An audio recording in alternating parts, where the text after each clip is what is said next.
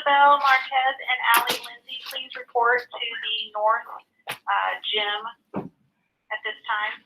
Isabel Marquez and Allie Lindsay, please report to the north gym at this time. We've been using t-distributions to create the margin of error for a confidence interval using means.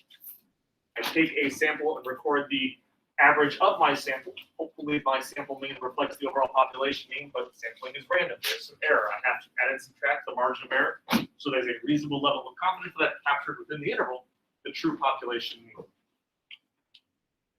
So, reading this question. As a measure of inflation, the Federal Reserve records prices of various consumer goods. They randomly select 14 grocery stores nationwide and sample the price of a gallon of 2% milk. Using their data below, create and interpret a 99% confidence interval. So let's start identifying what we have. 14 grocery stores. What does that give us? N. So N is 14. Talking about means, we need to know the degrees of freedom. For a sample of size 14, how many degrees of freedom are there? 13, just one less. We'll need to create a confidence interval, so that's x bar plus or minus the margin of error. Margin of error is x bar plus or minus some t-score times the standard error, an estimate of the overall standard deviation for our distribution. S over the square root of n. What do I need first before I can create my confidence interval? I need to know what the sample name was. What else?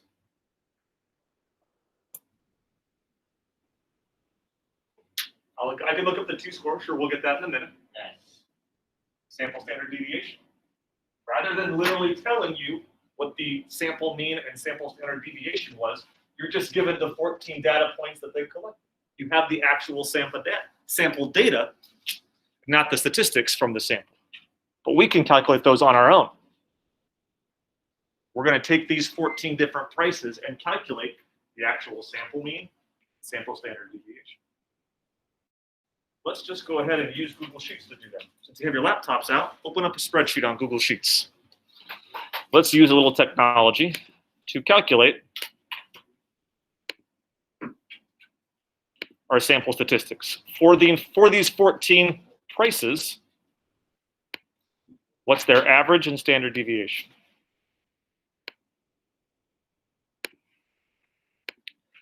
So on a blank spreadsheet, type in those 14 different prices.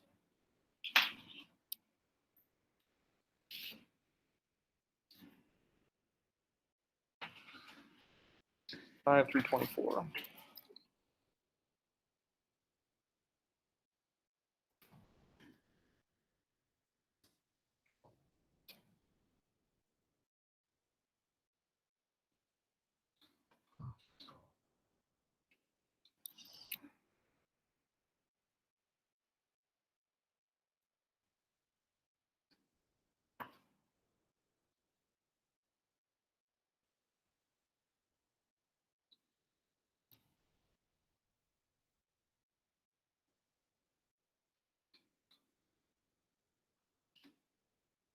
Be 14 when you're on.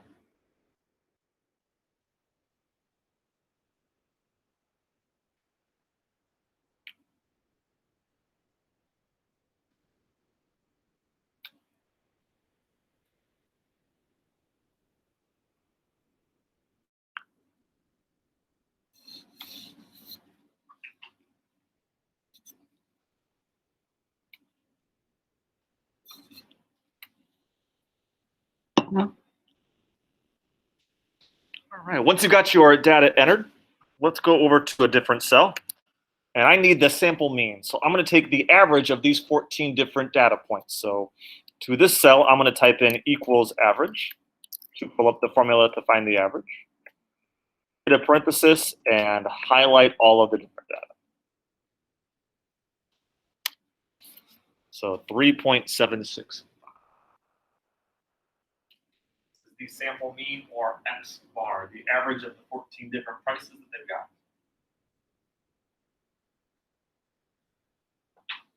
What's the variability? What is the sample standard deviation? So in another cell, I'll type in equals STDEV. That should pull up the standard deviation formula. Highlight the same data to find the standard deviation of our sample.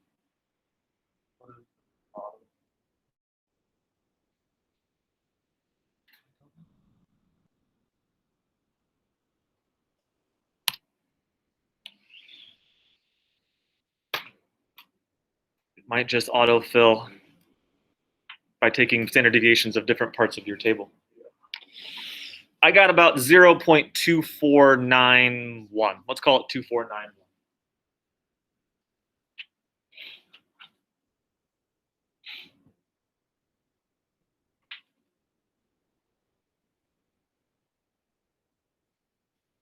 So we've got the sample mean, the sample standard deviation. I know what the sample size n was. I now need the t-score. From your t-table, let's pull up that t-score that captures 99% of the distribution.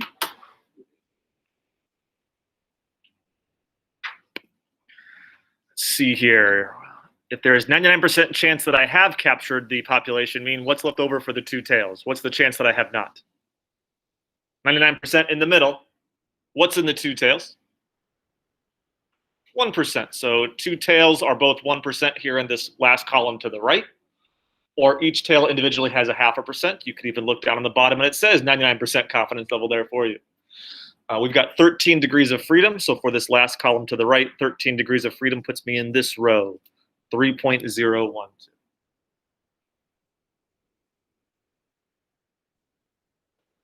I need to add and subtract 3.102 standard errors to capture 99% of the distribution.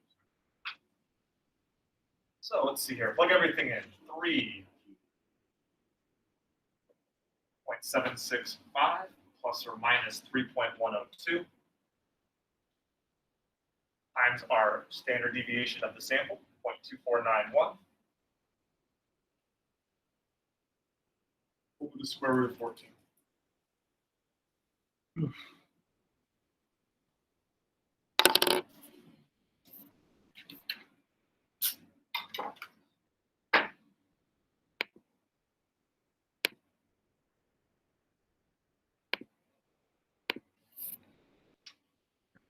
The margin of error first, like usual, 3.102 times 0.2491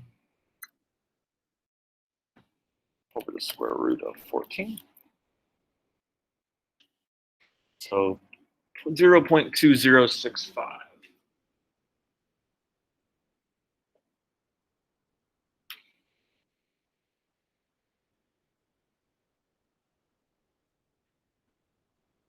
Our estimate of the average price of a gallon of 2% milk of $3.77 about is no more than 20 cents away from the actual average price of a gallon of milk. This is our margin of error. So let's add and subtract that margin of error, and we'll have the endpoints of our confidence interval.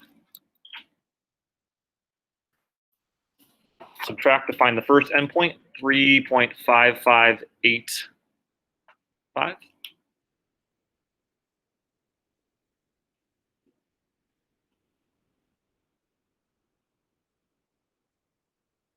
And add on to find the right endpoint. 3.9715.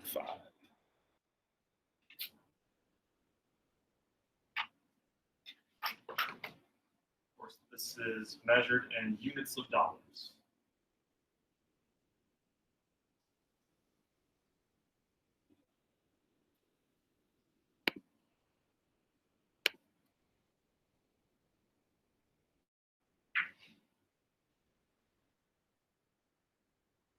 $3.56 and $3.90.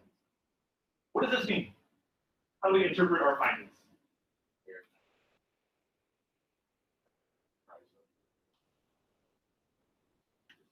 On average. Make sure you include the words on average in your confidence interval because we're trying to create an interval where I've captured the average price of a gallon. Let's see here. confident that the price of a gallon of milk between $3.56 and $3.97 on average. Let's do that. Okay, say for example, the Federal Reserve is going to adjust interest rates if they see that the average price of a gallon of milk is over $4. Do they have cause for concern based off of this data? They're going to adjust interest rates to try and decrease inflation if the average price is over $4. Do they have cause for concern? No, why not?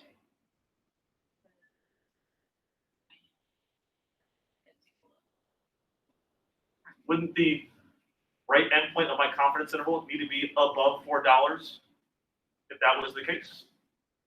We're 99% confident that the average price is between these $2, between these $2 amounts. The highest it can be based off of our confidence interval would be $3.97. I'm pretty sure that the average price hasn't exceeded $4. Don't have to safeguard inflation quite yet. Safeguard against inflation quite yet. All right.